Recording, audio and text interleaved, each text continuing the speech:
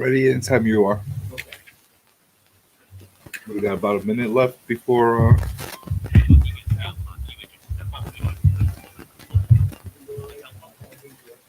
Anytime you're ready.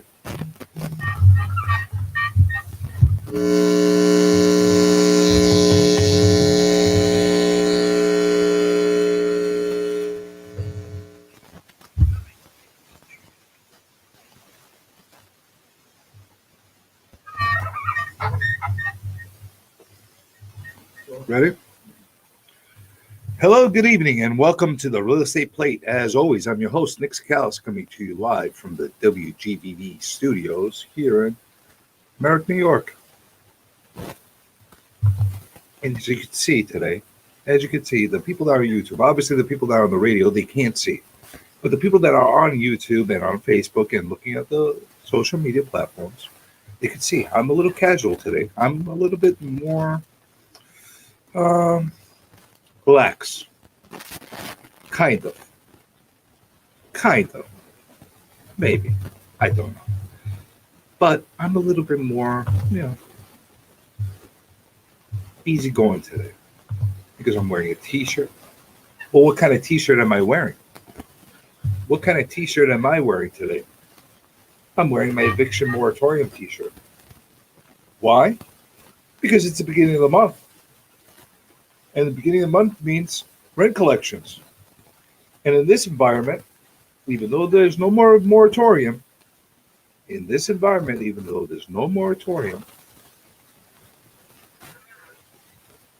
the collections are almost like non-collections. But, I'm not going to be that crazy about it. I'm going to be honest with you. It's not as bad as it was. More and more people are paying. Don't get me wrong. More and more people are paying. It's not like nobody's paying. More and more people are paying, and more people are actually giving up and giving in, and giving the keys back.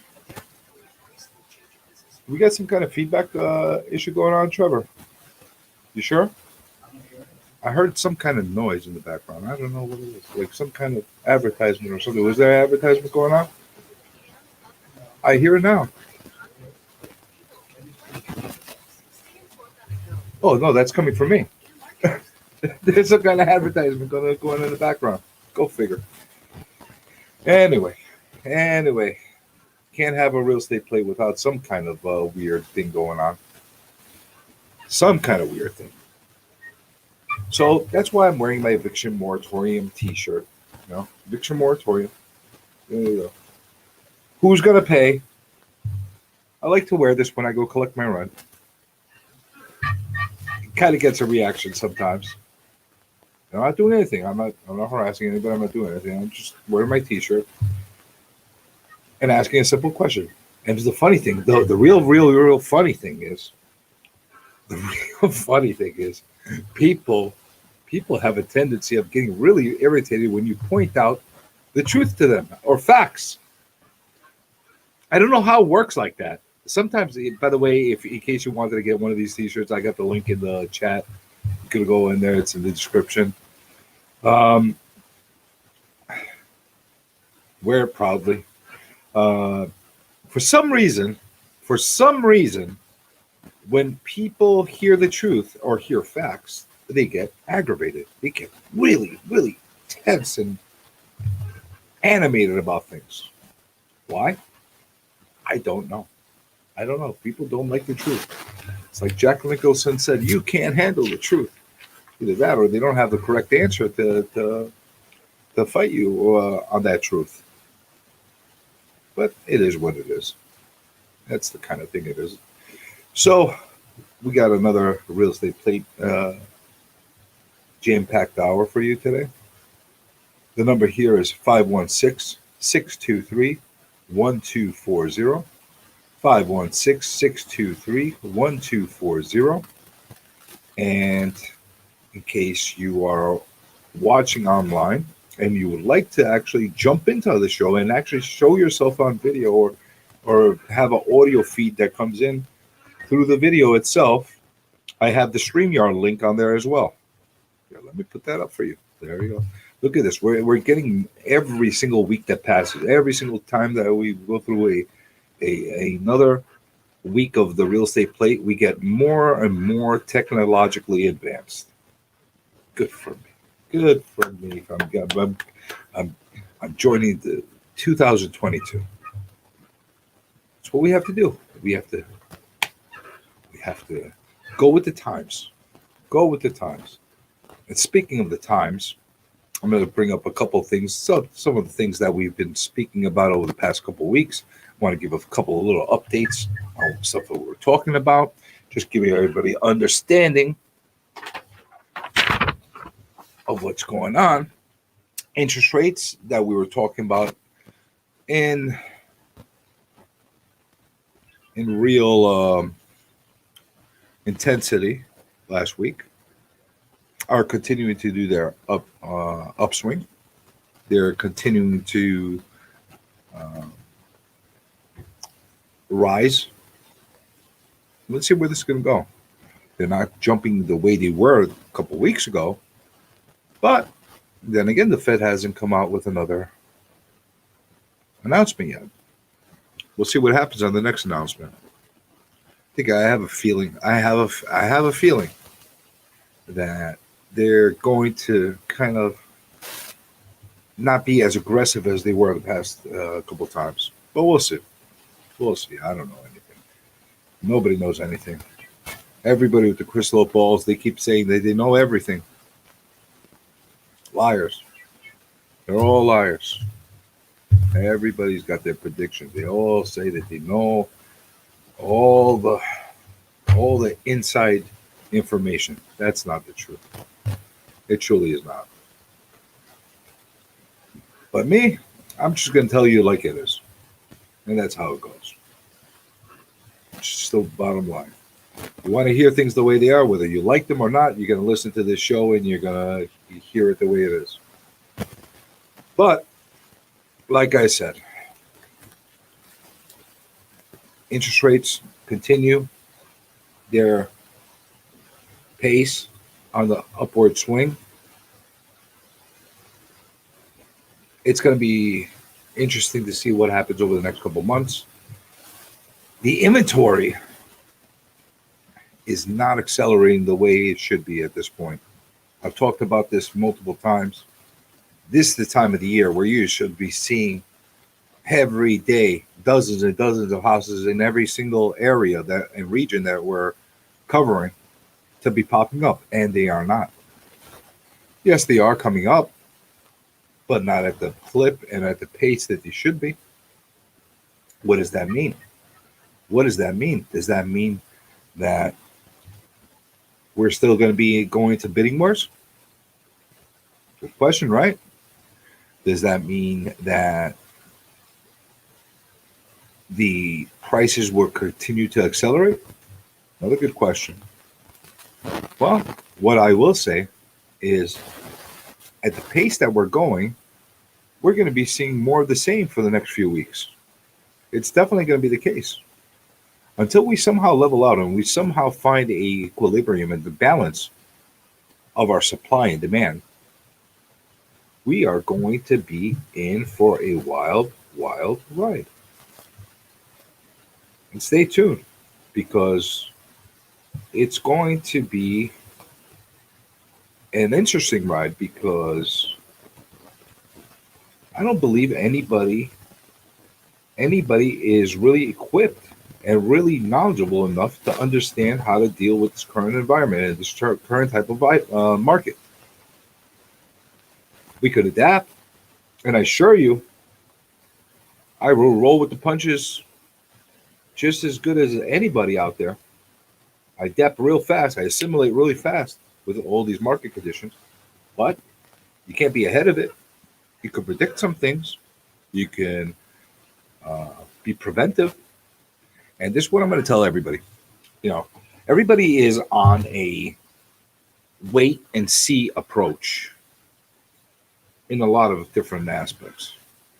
Well, the market's going to drop, so I'm going to wait a little bit. Oh, the interest rates are going up too high. I'm not buying out. Oh, we are looking at a scenario where we're going to be in the apocalypse and World War III is going to happen.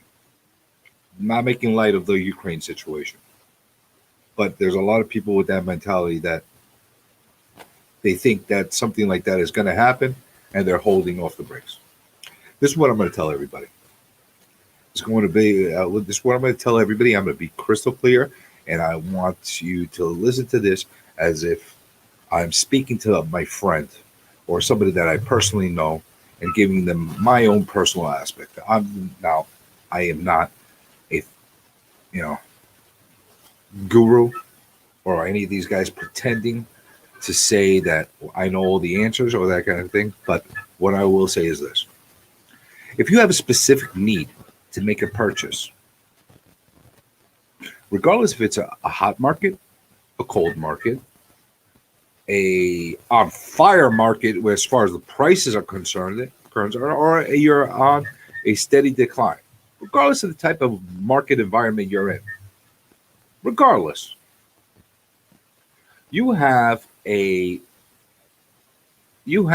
situation that needs to be addressed in your specific case. For example, you're continuing to rent, not the people that are not paying rent. Talk about the people that are doing the right thing and they're paying rent, and they're paying a high amount of rent. To be, quite frank, paying $3,000, $4,000 a month, $5,000 a month in rent, and all that money is going away every single month. Every single month, they're not seeing any kind of return on that money. That is purely money to be paid and never seen again. Okay, so you have a situation like that. You have a situation like that, and you really want to get out of that situation. You want to purchase homes. You were put in a fortunate position to be able to save some money and have enough money for a down payment. Now you've been living in a rental type of setting for X amount of years, and you have a little apprehension, a little bit of fear of actually committing to a home and to be able to put all your life savings or a lot of your money down to purchase that home. Now, here's the thing. See, this is why I'm bringing this scenario to you, so you could have a better understanding of where my mindset is.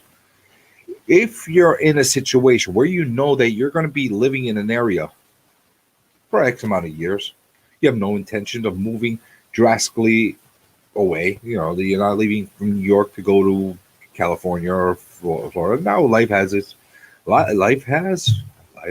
way of doing funny things, funny things. But we're talking about a normal, regular scenario. Okay, so you are in that situation where you want to plant yourself somewhere. You're sick of paying rent because you're getting no return on that rent. What are you supposed to do? What are you supposed to do? Well, what you should be doing is looking. What you should be doing is looking to improve your situation.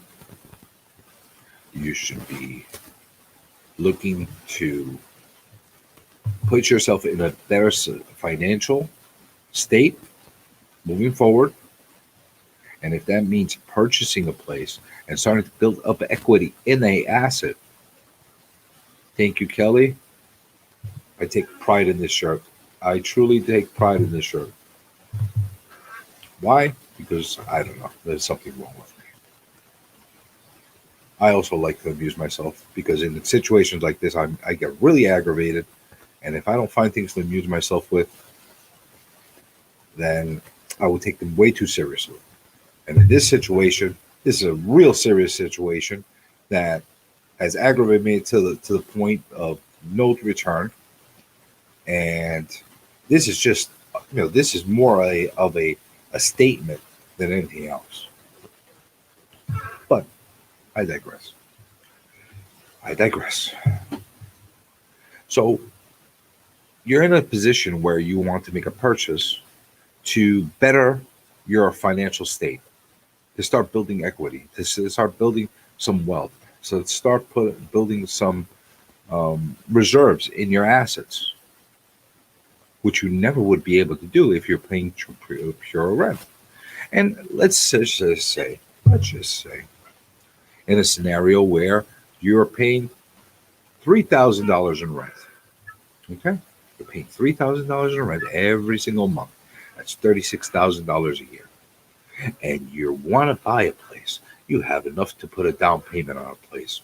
Let's just say a $600,000 place, a $700,000 place. Okay? You're buying that place, and your down payment gives you the opportunity to have a monthly payoff amount for your mortgage of, I don't know. I'm going to throw a random number. I'm not doing the math right now offhand. I'm just giving you a scenario. Let's say $3,500, even $4,000 a month. Yes, you are paying more every year.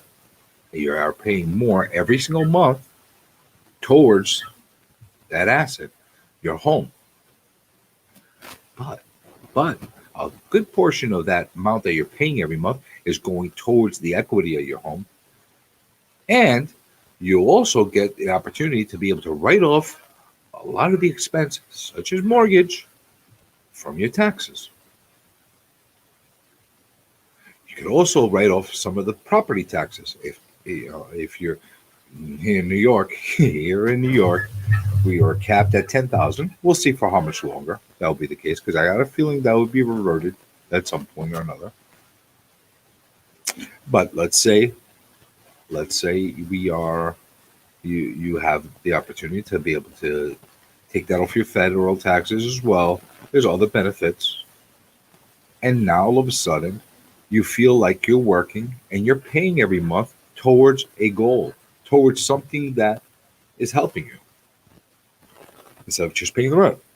Why am I giving this whole scenario? Why am I giving this whole story?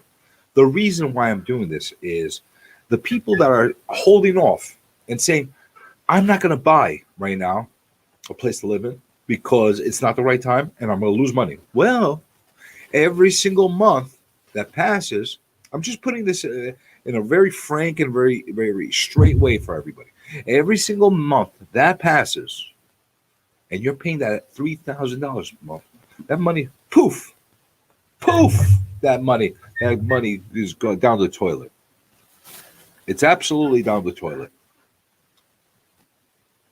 Does that benefit you in any way? Depends how many months you hold out. Are you going to be waiting for that real estate collapse that's going to drop everything down to 40, 50%? Because I'm not sure if that's coming. It quite not. I've said this before. The scenario is not the same that we've had in 2008, in 2009, with the financial collapse. It's a very different scenario. There are a lot of artificial things that are happening right now that are propping up this economy. And a lot of these things are being removed as we speak, such as the unemployment insurance and the stimulus checks and et cetera, et cetera, et cetera. There's so much I could get into all that. This is not the place or the time to get into every single thing that was given out as far as incentives and as far as help and bailouts. That's not the case right now. A lot of these bailouts and a lot of these incentives are no longer in place. Actually, most of them are not in place anymore. But the Fed also sees what's going on, and they will do everything they can to sustain in the best way they can without having a complete collapse. They've learned their lessons in some aspects, not every aspect. Some aspects after the debacle in 2008, they've learned some lessons. They know how to manipulate the money. in order to keep everything going to a certain extent. And yes, there will be winners and there'll be losers from the fallout. But what you will not see is that extreme collapse. Well, now I'm putting myself on the line as far as saying this. Now, this is my own personal opinion, and maybe I'm wrong. Maybe I'm out of my mind. Maybe I'm absolutely right. We don't know. Time will tell. But in my thoughts, we will not see that steep decline 30, 40, 50% overnight. There you go. Snap your fingers. Overnight. We're not going to see that because it will be artificially manipulated in order to not let that happen. That's my personal opinion. Again, it's an opinion. It's not a statement and it's not a fact. It's an educated guess. So that being said,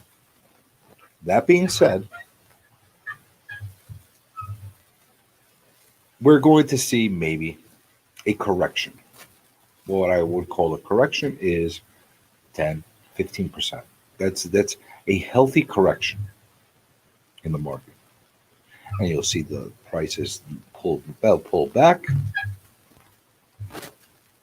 and then plateau and start to move up again. That's a healthy correction. Once we do hit the 20% mark, that's when we start hitting the danger zone. Now we're starting to get a little nervous. Now we're going to get a little nervous as far as this being a little bit more than correction. And if we go beyond 20%, now I'm going to get really, really nervous as far as where this market is going. But we haven't even entered that level. Now, for the person that's trying to purchase a place to live in, I'm not talking about investment properties, because investment properties, I'm going to be a little more cautious and a little bit more strategic as far as buying, and I'll give an explanation of that as well. I'll give an explanation of the whole investment model as well to give you a little bit of better understanding of how to approach it. But as far as people looking for places to live in, dwellings for themselves, the thing that they're going to need to understand is if you're purchasing a place for 10 years, 20 years, 30 years, the likelihood of them grossly overpaying so much at this point, unless they do something really foolish, because I don't put this past a lot of people as far as doing really, really, really foolish things, because people do that. They have a tendency of doing really foolish things. But we're talking about your average person that has the right guidance by them. They're not going to make a purchase that is so grossly overvalued that they're going to be still in the red 20 years from now. You'd have to be a special individual to do that, to pay so much more that you're going to be 20 years. Now, this doesn't include outside issues. Okay? So if we have a war, like they're saying that we're going to World War III, hey, all gloves are off. That's going to affect the values. If we have things that are outside causing certain sectors in certain regions, certain areas to be devalued, different story. Different story. We're just talking about under normal circumstances as far as the economic cycles are concerned. Overall, real estate appreciates on a yearly basis. Year over year, a healthy return for real estate is about 2.5% to 3.5% on a yearly historical pattern, which is a very good return. In some cases, in some regions, you could go up to 5 to 7%, which is a little bit, aggressive, and it's a little bit accelerated. However, it does happen. So even when we do see the dips, even when we see the declines, The markets are cyclical. There's only a finite amount of land that people could live on this planet. And every day that passes, because we got huge populations that are booming over and over again. We don't have the same issues that you have over in India and China and a lot of the Asian countries as far as the overpopulation is concerned. But you see, the accelerated growth is happening globally. You know, you might have more people living today. You might have more people. I don't know. This is something that I thought of. You might have actually more people walking around and living today on this planet than all the people combined that were buried and in the ground or cremated from the past 1,000 years combined. The population thing is a thing going on. So all these people need to live somewhere, whether they're paying rent, whether they're owning, whether they're living rent free because they're not paying their landlords. Regardless, they need to live somewhere. Unless we start building more land or we start taking trips to the moon and Mars to go live on, we're going to be crunched out of land. So anybody that owns that land is going to be at an advantage. Now, here's the problem with New York and U.S., but New York specifically, you never really own your land. You never really do, because you could have free and clear, no mortgage, no nothing. Guess what? Those taxes are going to get you. They're going to get you. You're going to have to pay. But I'm not even getting into that. I think I'm going to hire Will Smith to handle bad tenants. Oh, man. I never even dived into that topic with the Will Smith thing. I mean, it's weird. You know, this is a real estate show, so I didn't really want to dive into that. But what do you people think as far as that was concerned? That was the craziest thing that I could have seen somebody do on you know. I mean, I've seen crazy things that people have done, but on the Oscars, you go and slap the host or slap Chris Rock, whatever it was. But crazy. Seems like everyone wants to live in the five boroughs. Well, you know what? Yes and no. If people, thank you for joining us, by the way, driver's seat. If they had the choice to live in the boroughs comfortably, they would have. But the boroughs right now are completely oversaturated. Completely oversaturated. The parking is a nightmare. You're clustered. You're one on top of the other. You don't have the ability to be able to really get from destination to destination quickly unless you're using mass transportation such as the subways. Because even if you're taking the buses, you still got delays. It is a hard situation to be able to live in. And it's gotten very cumbersome and expensive.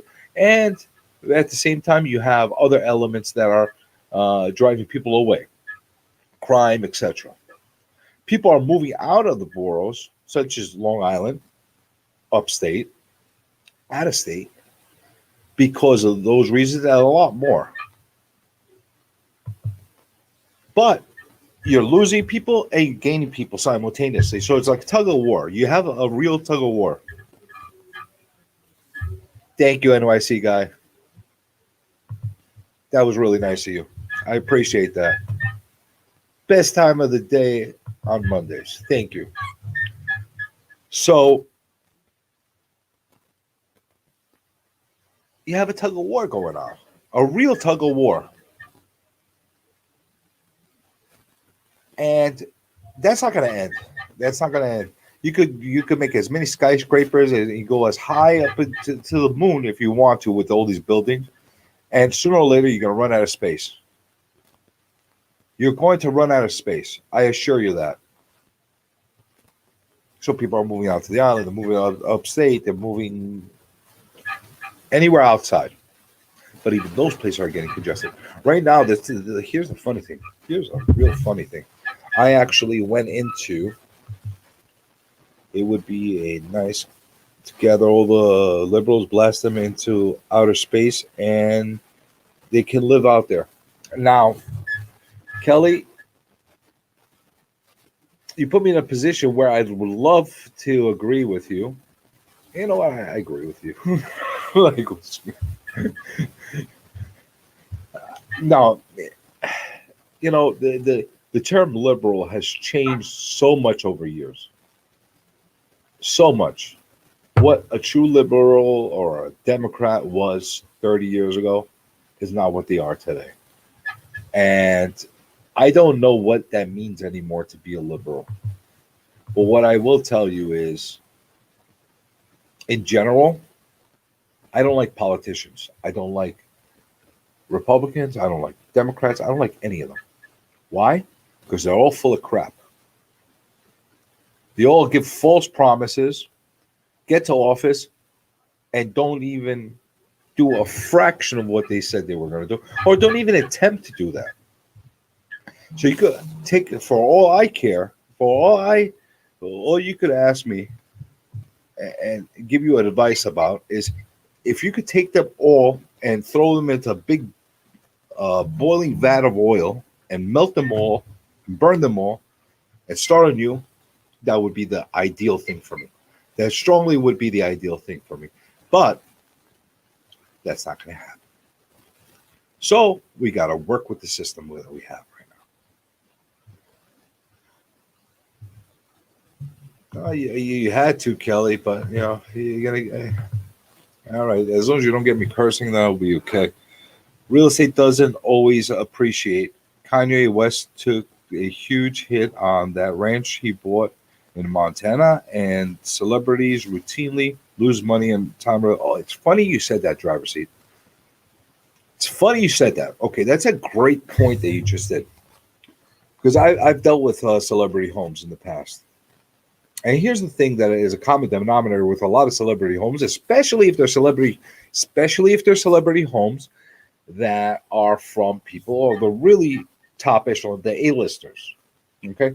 A lot of times these celebrities will take these homes and these properties and overdevelop them. They will go over the top to accommodate their desires, their needs, their egos, whatever the case is, to make it theirs. And a lot of times what makes it theirs, what makes those properties theirs, is something so unique and so polarizing that it's not for your common person buying.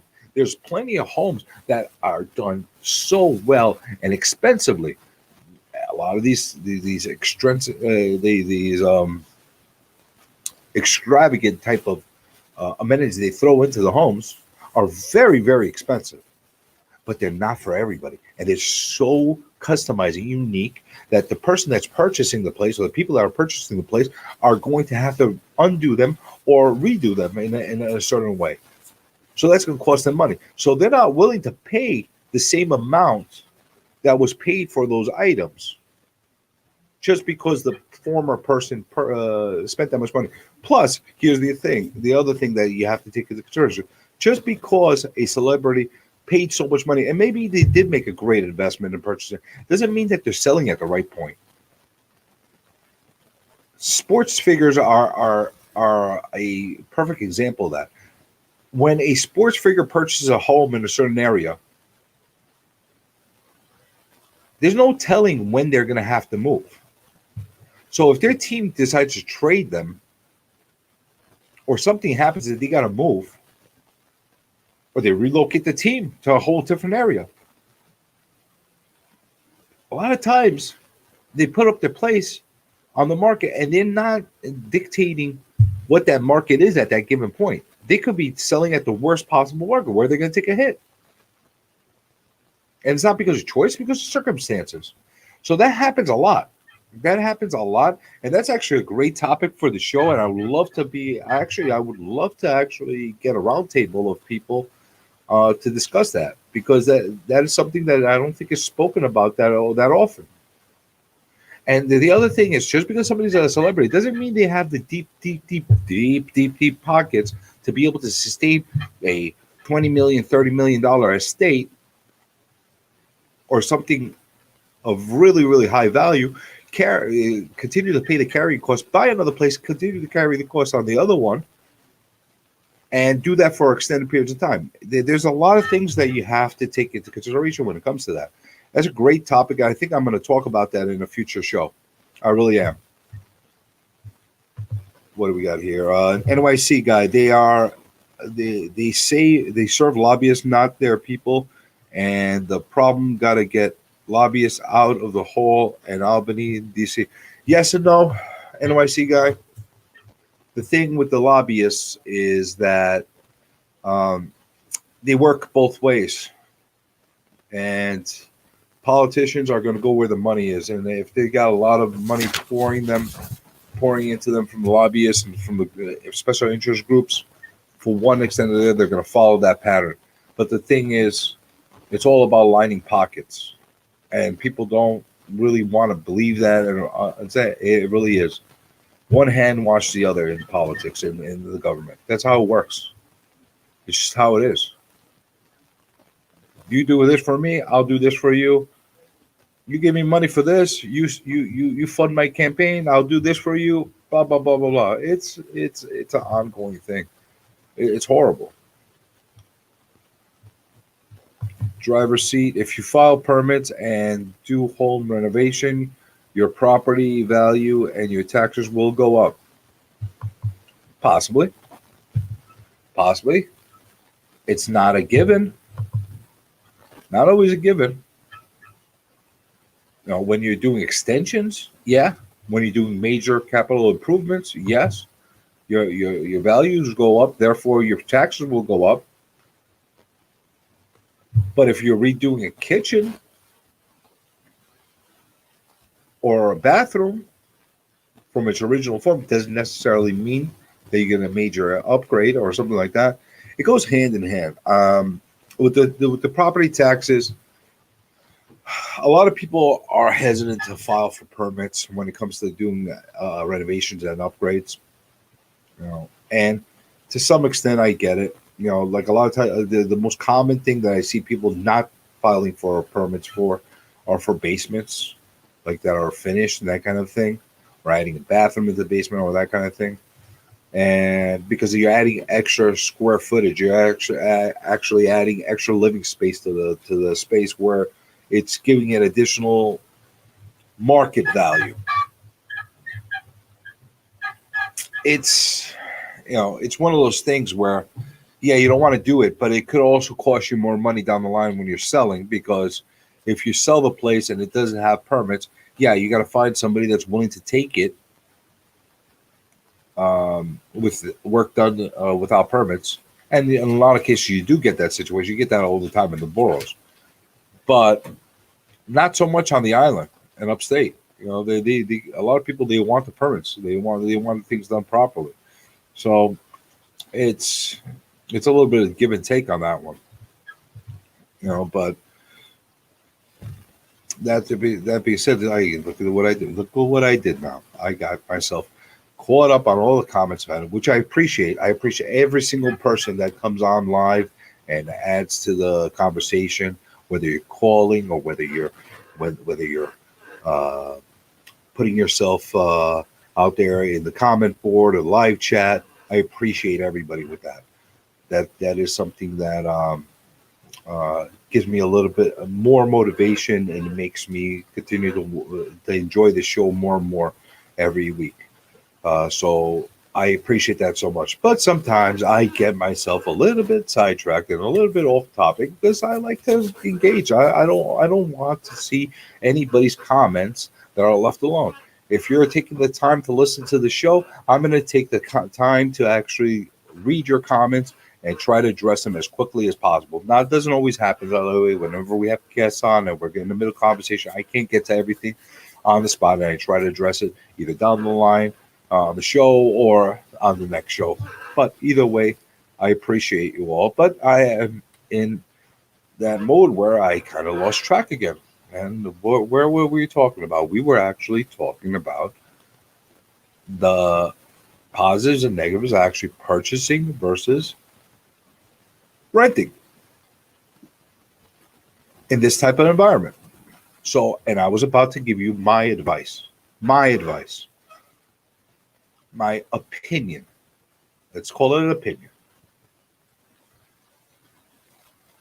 My opinion in this matter is, if you truly need to buy a place because you need to live somewhere, and you have the means and the ability to purchase that place, and you're just holding off, thinking that the market is going to drop or collapse, or the interest rates are going to collapse, and you're passing up on one home after the other, that might be ideal, it might be perfect, it might be so situated, it might be situated in that perfect location that you will not get again. You're doing yourself a disservice, especially if you're looking to purchase a place for a long term. If you're looking for short term, anybody looking to buy for less than 3 to 5 years right now, I'll give you my caution alert. If I had a big siren or a big red bell or something, I would make it go off right now, and tell you, I would tell you to walk with caution on this one. 3 to 5 years, yeah. But if we're looking for a long term, 10, 15, 20 years down the line, we're looking to be in good shape. History has a way of repeating itself. It truly does. It truly does. And I don't believe that we're going to have such a dramatic future that will buff our historical patterns. It's not. But you have people that are saying, I'm going to hold off. I'm not going to buy. And what happens? The interest rates might continue to go up. Perhaps the values don't go down. Now what? What do you do now? You're still paying rent. Every single month that passes through, you're paying rent. That's money that is never going to be returned to you. Think. Does that make any sense? And I'm not saying this for everybody. It's not for everybody. People that don't know the certainty of their future as far as where they're going to live, or people that are floaters that they jump from town to town because of their work or whatever the case is. It's not for them. The people, though, that know that they want to plant roots in a place and stay there for X amount of years, that's who it's for. That's who it's for. So be cautious as far as how you approach this, but at the same time, don't cut your nose to spite your face. Don't necessarily sit and try to outthink the market. Even when the market is declining, here's the thing: people have a way of thinking in very odd ways, and it's a very herd mentality. Even when the market is constantly dropping, okay, and you're seeing prices that you never saw before. And I've had this happen myself, and I saw this with my own eyes with clients of mine, where the market was dropping, and I was telling my clients, I was giving the advice, buy this, buy that, especially when it came to investment properties. Buy this, buy that, because it's a great price. Well, it's going to drop more, and sometimes it will drop more, and it continues to drop, or sometimes it doesn't, and you hit that bottom. You don't know where the bottom is going to be. You don't know where that bottom is going to be, and what happens is you're in the mode just like it happens in the stock market. And there's a phrase and a term that we use, trying to catch a falling knife. You ever try to catch a falling knife? I don't know. Has anybody tried to catch a falling knife? I will tell you what happens when you try to catch a falling knife. You get a nice deep cut every time. You try to catch that knife and you get cut every single time. So don't try to catch that falling knife. And don't try to be a fortune teller when it comes to that situation. If you're going to be purchasing something and you're going to be doing a life choice and a choice of planting yourself in a certain area, whether you're buying now, whether you're buying tomorrow, you're going in for the long term. Think well of what I'm saying right now. Now, from the investment angle, it's completely different. You got to be very cautious. One, look, this is one of the reasons why you have to be cautious, which is getting out of that eviction moratorium, which means a lot of the places numbers are not correct numbers. You're going to buy a multifamily unit, a building that basically has X amount on the rent roll, but half the tenants are not paying. And if you purchase today, you might be inheriting their non-paying tenants. And I would say, yeah, normally it's supposed to disclose who's paying, who's not paying. I'll tell you something. People are a little funny. People like to fudge the numbers. People like to pretend, oh yeah, everybody's paying me perfectly, whatever the case. There's money in the accounts. There's money being deposited every month. Blah blah blah blah blah blah blah. And then all of a sudden, you purchase the place, and what happens? What happens then? You get a nightmare on your hands. Nobody's paying, and they haven't paid. And all those monies that you saw in the deposits that were provided at the closing were all money that was coming from other sources that were represented that was coming from tenants. And that's fraud. I know that's fraud.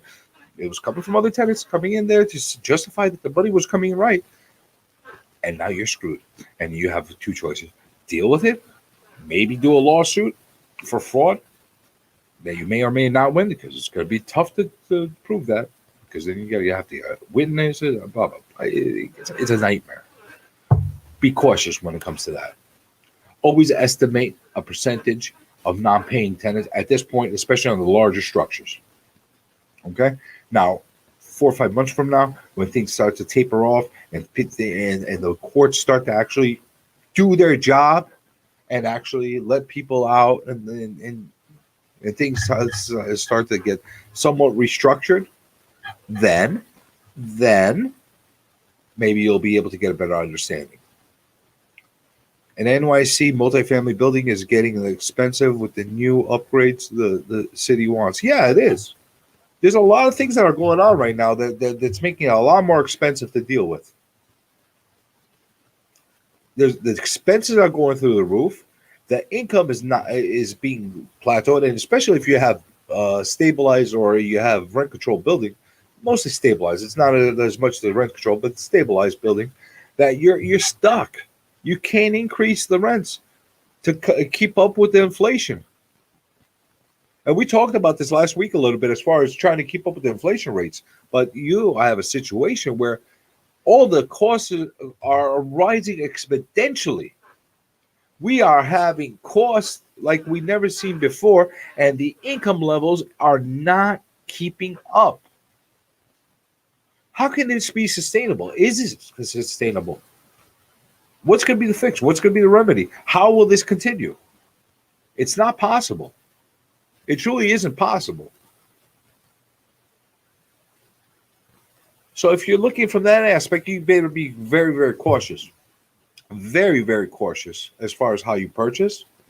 Now, you could have the worst market in the world where everything is plummeting through the roof, or you have the greatest market in the world where everything is skyrocketing, and that includes multifamily, and includes commercial mixed-use properties, etc., etc.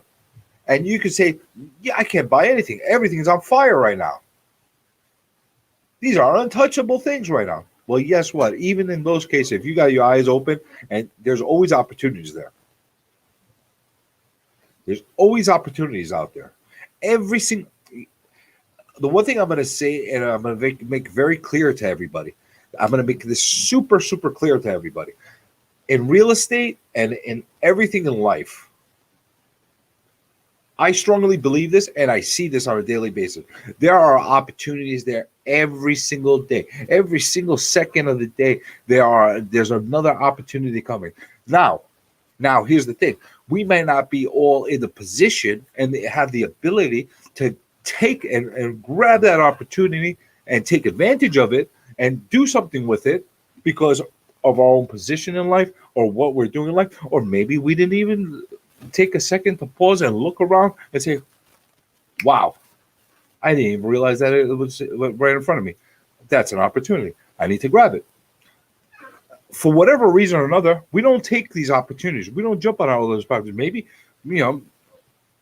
there's deals all the time that come across. I see them all the time. I work in this market. When I see all the new inventory or stuff that's been reduced, etc., etc., I see that all the time. I can't buy everything. I'm not going to run all the way down to Montauk to buy another property. I'm not going to go to Philadelphia to buy another property. I'm not going to go down to Jersey to buy another. But these opportunities are out there. And if you're willing to go and take the the plunge and jump on that opportunity, they're out there. The one thing I might get very cynical and very pessimistic about New York, and I want everybody to hear this very carefully. I've been very, very down on New York politics. The laws have been very, very painful on an economic level, and the taxes have been horrendous in the state. Believe me, I'm not a friend of any of that. But what I will tell you, in New York, and I'm going to be crystal clear with you, and if you take anything from this show and you take anything that I say to heart, remember this. In New York, specifically in New York City, if you have the willingness, the fortitude, the motivation to work, you can do a lot of things. You can still make a lot of money in this place. You might not like how you're making the money. It might not be the most fun job, because I don't know, like everybody says, oh, the best jobs are the ones that you love. No. The best jobs are the ones that you make the most money in. You might hate your job, but you might be making a killing. And guess what that job that you hate, that you're making a ton of money on, is going to do for you? Give you the opportunity to stop doing that job that you hate one day sooner so you can do something you love because you gain so much money. It's just how it works. You think I like every single aspect of what I do in life? I love real estate because it intrigues me. It gives me something different to do every day. No specific deal is the same deal every day. But the aggravation levels, oh my God, off the charts. Off the charts. You have no idea. You deal with some of the clients I'm dealing with. You have no idea. Sorry, clients that are listening right now, but I love you all. But sometimes you aggravate me and you give me palpitations. But it's okay. I'm built that way to be able to tolerate it and deal with it. And it's a certain type of mindset, a different mentality. So if you're in New York and you're able to do stuff and take advantage of the opportunities that are out there, you can make a lot of money. And there's opportunities out here all the time. All the time, in all different sectors. It doesn't have to be real estate. It doesn't have to be in real estate. It's just the way it is. Like Frank Sinatra said, was it Frank Sinatra that said it? If you make it here, you can make it anywhere. It's the way it is. But to think and be naive enough that there's no opportunities out there, that's a wrong way of thinking. That's a negative way of thinking. Don't think that way. When you see obstacles, when you see I get client calls all the time. There's nothing out there. This market's crap. I can't get a good opportunity anyway. Well, why don't we look at it from a different angle? Why don't we look at it from a point where it's out of your comfort zone, but there's ways to make money? What is your ultimate goal? To make money very easily? Which I'll tell you something. Once in a blue moon, you get lucky. You get lucky. And you may fall on dumb luck, and you get a great deal, and you made money out of it. Once in a while, that does happen, and every dog has its day, and good for you. And I would love for people to be able to every so often get that. You know what? You had a rough year. Here's your easy one this year. It's nice to have that. Doesn't always happen. And if you're only trying to cherry pick to get those opportunities, you're going down a road for a lot of disappointment.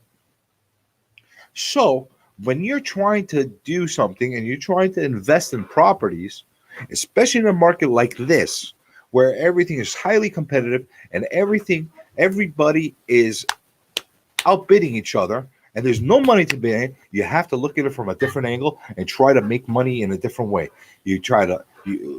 I'm looking to knock down houses or build a single-family house. You know what? If that's not working, then why don't we try to look at a different angle from it? Why don't we look at a different town? Maybe we look at a different type of structure. Oh, well, that's out of my comfort zone. You're a builder. You're an investor. You got a team of individuals that are working with you, which you should have. Let them guide you. Let them help you of not saying, well, we shouldn't, or take the better angle and say, what can we do to make this work? How can we do this to make it work? That's my advice. That's what I'm telling everybody to look at. Be more open-eyed and open-minded towards a lot of these type of things. This is not an easy market, and it's not going to be an easy market for many months to come. But if you go in there sitting on your hands and not trying to act and trying to make a move, you're going to be caught. You're going to be caught like all the people back in 2011 and 2012 that I could have been on the roofs with a big megaphone screaming, buy now. Buy now. I could have been Crazy Eddie with a gavel and smashing down the gavel and saying, our prices are insane. And you know what? The majority of people were not buying. They were in terror. They were running away. And I could tell you something. All the people that purchased during those times, all the deals I made, and all the people that I guided during this time made money. And they're still making money to this day off of those purchases. Why? Because they look at it from the aspect, how can I make money? They don't run in fear. And that was a downward trend market. And there were people that bought. We had one of these. We had one of these drops during that time. We had poof, right to the ground. And there were people that bought this level, this level, this level, this way, all the way till we got down. And anybody that says, I bought at the absolute bottom, bull. Nobody knew where the absolute bottom because they kept dropping. It was that falling knife theory. Nobody knew. Some people, by dumb luck, ended up getting it at the lowest possible price. Just the same way, by dumb luck, some people got the lowest possible interest rates. There's people that got 2.5% rates out there, 2.58 rates. Yeah, they timed it and they got it. No, it was dumb luck. It's how it works. We got more people joining us. Salvatore, GGE. Oh, we got. Look at this guy. I don't know what he's writing over here. GGER. Gur. Oh, you're making me IG. Oh, no good. We got somebody that's not good. Okay, I'm not going to give him any more attention. Okay. That distracted me for a second. NYC guy, you motivate me, Nick. Thank you for saying that I motivate you. Wouldn't have had it any other way. I appreciate that. I really do. Well, yes, Sal said a bad word. It's a good thing he didn't get the audio in the mic. Sal, you're banned. Don't like you. You give me aggravations. You give me. Come on, I'm getting into the spirit of real estate. You throw something like that at me. Everybody that's on YouTube knows exactly what this guy did. Not nice. Either way, and not acceptable on this channel. Either way. I'll take comments from people left and right. You could say anything you like to say as long as it's constructive. That's all I ask for. I ask constructive type of thing. You might be out of your mind, but if you put it to me in a very constructive way, I will accept it. Okay, Salvatore, you have a nice day too. Okay. Yeah, I think I might have to stop the replay on the live stream. I don't know, whatever. He's got a picture of that guy from Sopranos on there, that kind of thing. Anyway. To take Harriet, I know Harriet, you're listening. Harriet's advice to me, I give people solutions. My solution for everybody on the residential end is if you're making a purchase in this type of environment, and you're going for long term, go in with reservations. I'm not telling you to go and pay $10 million for a $500,000 house. I'm not telling you to do that. But if you're feeling like you're not making the purchase for the fact that it might drop, go in. You'll be fine in 20 years. And listen, I'm only 60. I'm only 45. When 20 years from now, I'll be 65. And who knows? I might be even doing this radio show, whatever the case is. I know Trevor will probably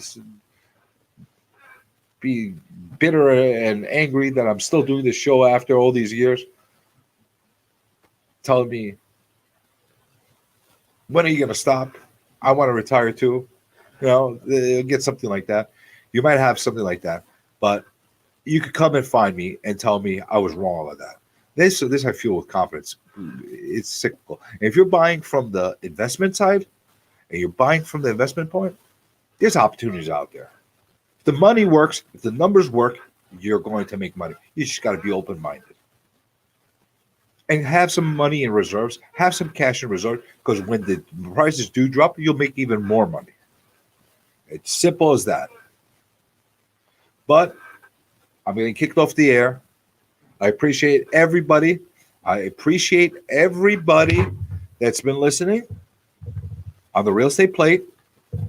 Just like every Monday, 6 to 7 p.m., we'll be back with you next week. Make lots of money in real estate. Have a great afternoon. Have a great week, and I'll see you again on Monday. Thank you.